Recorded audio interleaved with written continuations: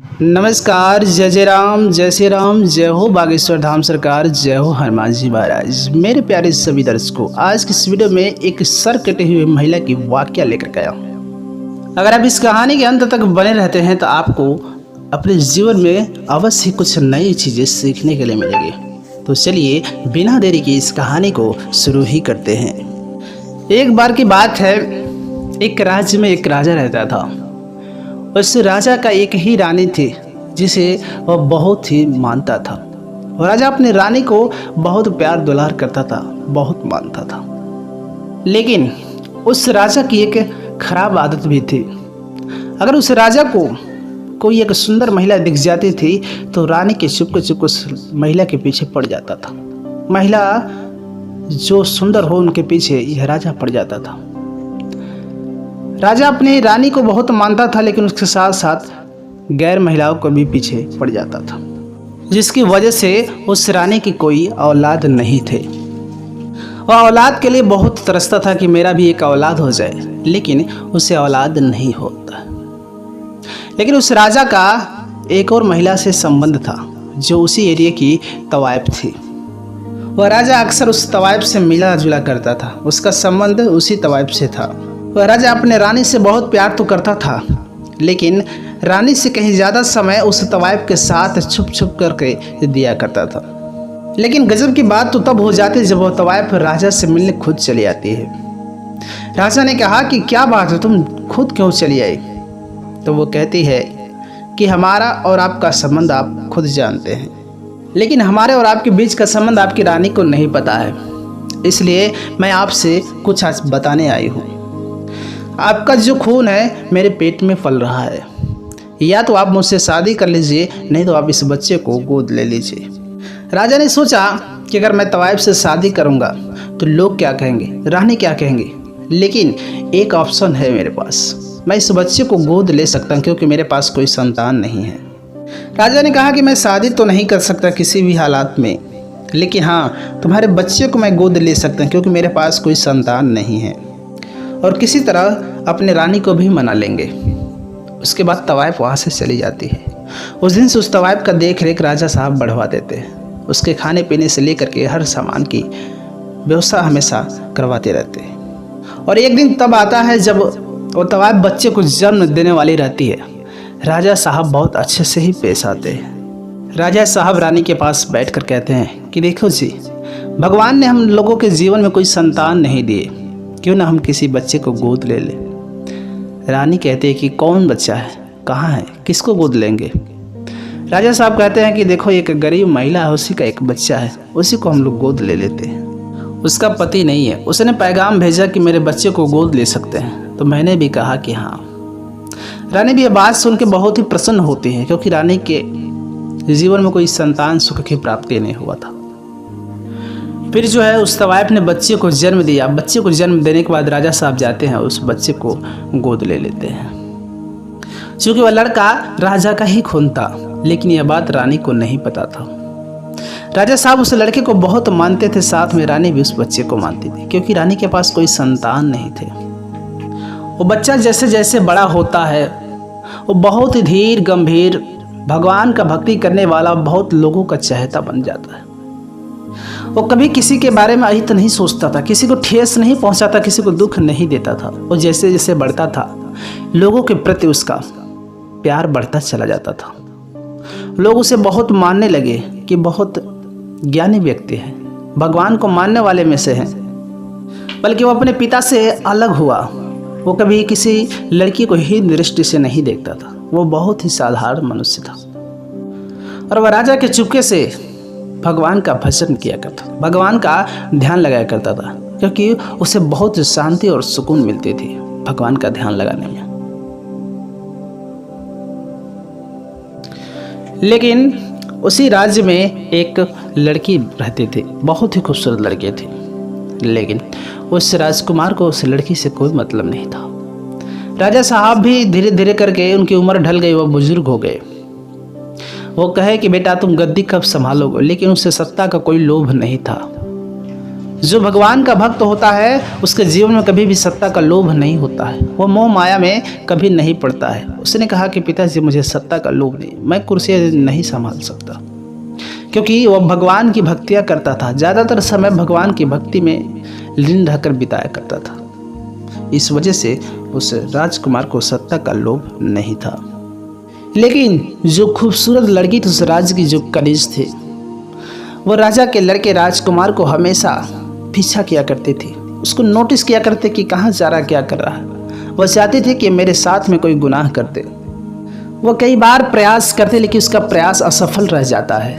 वो जब भी उसके साथ प्रयास करने की कोशिश करती वो नज़रें झुका करके चला जाता है, क्योंकि वह कभी भी किसी लड़कियों को गंदी नज़र से नहीं देखता था, क्योंकि वो भगवान का बहुत बड़ा भक्त था। भगवान के ध्यान के आगे उससे दुनिया की किसी चीज़ का मतलब नहीं रहता था। राजा साहब ने अपने लड़के से कहा कि देखो बेटा, जब तुम इस राज्य को नहीं संभालोगे तो कैसे किसी बात को समझोगे।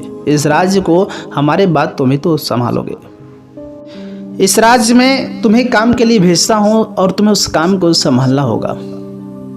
और राजकुमार अपने पिता की बातों मानता है, शांति से उस काम के लिए चला जाता है। लेकिन जहाँ पर उस कार्य के लिए जाता है उस जगह पर वह कनिज लड़की भी रहती है जो बहुत ही खूबसूरत थी। लेकिन उस लड़की को नहीं पता था कि राजा साहब का राजकुमार आज यहाँ पर आने वाला है। अब राजा साहब का लड़का वहाँ पर जाता है। काम खत्म करने के बाद वह इस एक कमरे में जाता है जहाँ शांति रहे और सुकून मिले, वह भगवान का ध्यान लगा सके। जिसके लिए जब वो अलग कमरे में जाता है और उस कमरे में जब जाता है वह कनिज लड़की एक पराये मर्द के साथ बिस्तर पर लेटी हुई थी। वो देखता है, देखते वो हैरान हो जाता है कि अरे ये तो वही कनिज लड़की जो मेरे पीछे पड़ी हुई थी। वह लड़की इस राजकुमार को देखती है। देखने के बाद सोचती करिए ये तो मेरे राज का राजकुमार है, ये तो दरबार में जा कर के न जाने क्या क्या कहेगा। लेकिन वह राजकुमार पांव दबाते हुए दूसरे कमरे में चला जाता है। उसे दुनियादारी किसी चीज़ से मतलब नहीं होती है, उसे तो बस भगवान की भक्ति की ध्यान रखना रहता है। उसके बाद वह राज्य वापस से लौट जाता है। राजा साहब बड़ा ही खुश होते हैं, लेकिन उस कनिज लड़की को बहुत ही चिंता होती है कि अब तो वह राज्य में न जाने जाकर क्या क्या मेरे बारे में, क्या मेरी इज्जत चली गई होगी, अब तो कुछ चाल चलनी ही होगी। उस औरत ने सोचा कि क्यों ना ये मेरे बारे में कुछ कहे राज दरबार में, राजकुमार से पहले मैं कुछ चाल चलूं। चूंकि वह लड़की इस राजकुमार के बारे में पता लगा चुकी थी कि राजा का लड़का तो जरूर है, लेकिन इसकी पैदाइश उस तवायब के घर में हुई थी। वो सारा का सारा बात पता लगा चुकी थी। उसके बाद वो डायरेक्ट उस तवायब के घर पे जाती है। वह कहती है देखिए जी, आप यहाँ पर रहते हैं, गरीबी में झेलते हैं, परेशान रहते हैं, आपका कौन सा सहारा है, लेकिन आपका जो बेटा है वो राजमहल में रहता है। उसने कहा कि आप दावा कर सकते हैं, आप भी राजमहल में जगह ले सकती हैं। उसने कहा कि नहीं, मैं ऐसा कदापि नहीं कर सकती। उसने कहा कि राजा साहब ने जो आपके साथ किया वो बहुत सही किया। आखिरकार वो कई सारे बातें चढ़ा करके उस तवायब को राजा के प्रति भड़का ही देती है। उस तवायब को लेकर राजा के पास चली जाती है। जब वह राज दरबार में जाती तो राजा नहीं रहते हैं। राजा न रहने के कारण डायरेक्ट वह रानी के पास चली जाती है। रानी के पास जाने के बाद में कहती है देखिए जी, ये जो आपका बेटा है, आप समझते हैं कि आपका बेटा है, लेकिन वो जो बेटा है यह बात आपको नहीं पता है। वो खून है तो राजा साहब का ही है, लेकिन उसके माँ जो है तवायब है।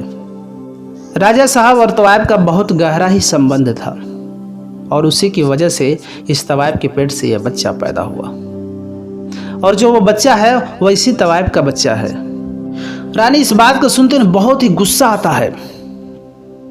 वो सोचती कि डायरेक्ट इस बात को मैं राजा साहब से जा करके कहूँगी, लेकिन वह कनिज लड़की बहुत ही बुद्धिमान थी।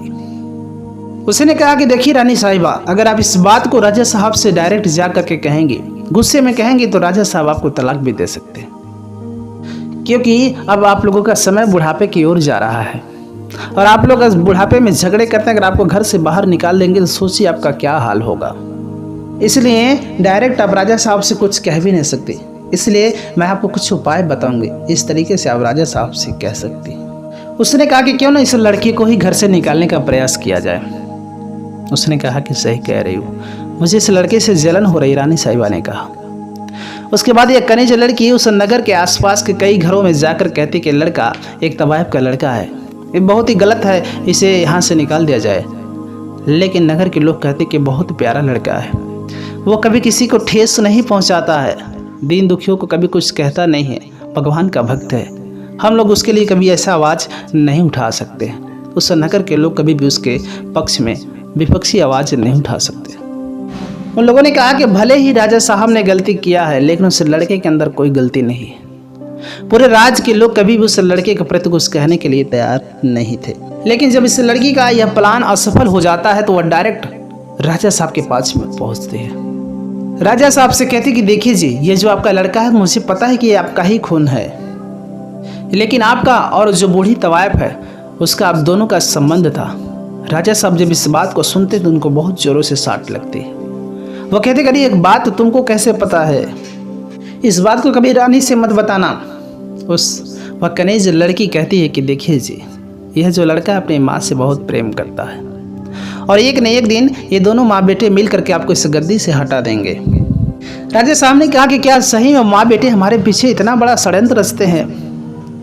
अब राजा साहब ने मन बना लिया कि उस लड़के को ख़त्म करना है, क्योंकि इस कनीज लड़की ने इतना चढ़ा दिया था राजा साहब को कि उसने समझ लिया कि मैं इस लड़के को ख़त्म कर दूंगा। लेकिन जब राजा साहब का वो राजकुमार घर पे आता है, एक भी बार नहीं पूछते कि बेटा तुम ऐसा कार्य क्यों कर रहे हो, क्योंकि वह कनीज लड़की ने चढ़ा तक मेरे साथ ज़बरदस्ती भी किया है। अब इस बेटे की गलतियां नहीं पूछते हैं कि तुम क्यों ऐसी गलती करते हो, क्या है। उस कनीज लड़की ने जो कुछ भी बताया उस पर राजा साहब को विश्वास हो गया। वो इतना सादा भोला भाला लड़का था। राजा साहब ने उसे आते ही कुछ पूछा नहीं, डायरेक्ट कहा कि बेटा यह एक खत देता हूँ, इस खत को तुम बगल के राज्य में ले जा करके दे दो। उसने कहा कि जी पिताजी, मैं इस खत को पहुँचा दूँगा।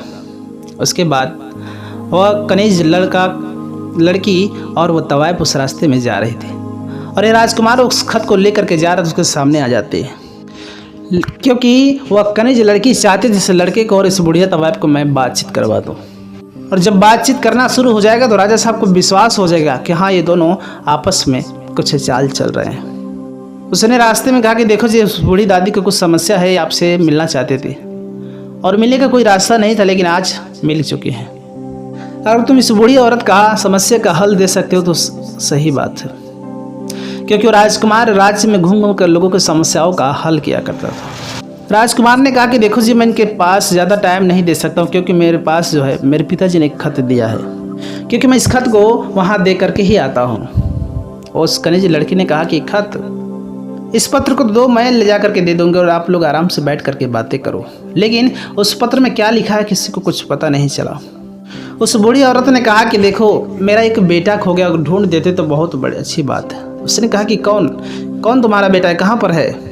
और फाइनली ऐसा मुंह बनाकर बोल ही देते कि तुम ही मेरे बेटे हो, और वो अपनी माँ को पा करके बड़ा ही खुश होता है।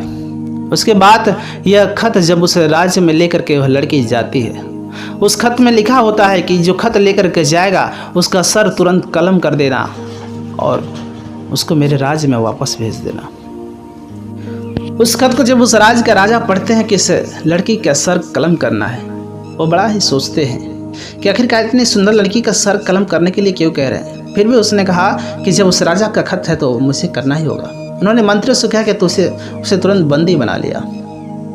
उसे बंदी बनाने के बाद कहा कि देखो इस खत में क्या लिखा है, जो भी इस खत को लेकर के आएगा उसका सर कलम कर देना है। अब तो वह कनीज लड़की बहुत बुरी जाल में फंस जाती है, क्योंकि वह चाहती थी उस लड़के को अपने रास्ते से हटाना। राजा ने भी उसे रास्ते से हटाने का जाल बिछाया था, लेकिन उसी जाल में वह कनीज लड़की फंस जाती है।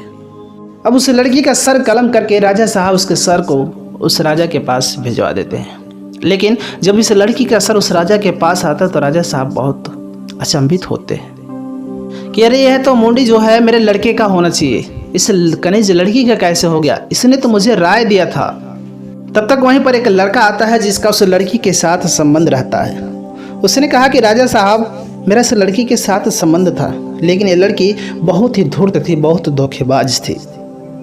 इसका संबंध एक नहीं कई लोगों के साथ रहता था, यहाँ तक कि आपके लड़के के साथ कई बार यह कोशिश कर चुकी थी, लेकिन इसका कोई भी चाल सफल नहीं हुआ। राजा साहब, यहाँ तक कि आपके लड़के से आपको अलग करना चाहती थी, इसका वह भी चाल असफल हुआ। यहाँ तक कि आपके लड़के के मारने के जो चाल बिछाई थी उसी जाल में ये खुद फंस गई। लेकिन यह बात तो सही है, जो जैसा कर्म करता है उसको वैसा ही सजा मिलता है। उसने जिसके लिए जाल बिछाया उस जाल में वही फंस गई। इस वजह से राजा साहब ये बात असत्य है कि वो लड़का आपका ही है, गलत नहीं है। इस बात को रानी को भी पता चल गया था कि वह बूढ़ी तवायब का बेटा है, लेकिन रानी साहिबा ने उस बूढ़ी तवायब को भी माफ़ कर दिया, उसे राजमहल में रहने का स्थान दिया, क्योंकि उन्होंने सोचा कि जैसा भी हो मुझे कम से कम एक बेटे को प्राप्ति तो हुआ। रानी साहिबा ने कहा कि इस बूढ़ी तवायब से आज तुम्हारे वजह से मेरा यह राजपाट चल रहा है। इस तरीके से राजा और रानी मिलकर के उस बूढ़ी तवायब को अपने घर में रहने का स्थान दे दिया और वह लड़का राजकुमार बहुत ही धूमधाम से उसका राज तिलक किया और राज्य संभालने लगा। और वह लड़का राजा बन जाता है और उसके बाद अपने प्रजा का खूब ख्याल रखता है। वह राज्य बहुत ही अमन चमन से रहने लगता है। इस कहानी से आपको यही सीख मिलती है कि जो जैसा कर्म करेगा वैसा ही फल मिलेगा। अगर आप किसी के लिए गड्ढे खोदते उस गड्ढे में आपको ही गिरना पड़ेगा। इसलिए जो जैसा कर्म करता है उसे वैसा ही फल की प्राप्ति होती है। यह कहानी यहीं पर समाप्त होती है। आपको इस कहानी से क्या सीख मिला आप कमेंट बॉक्स में ज़रूर बताइएगा। मिलेंगे हम आपसे एक और नई कहानी के साथ, तब तक के लिए नमस्कार।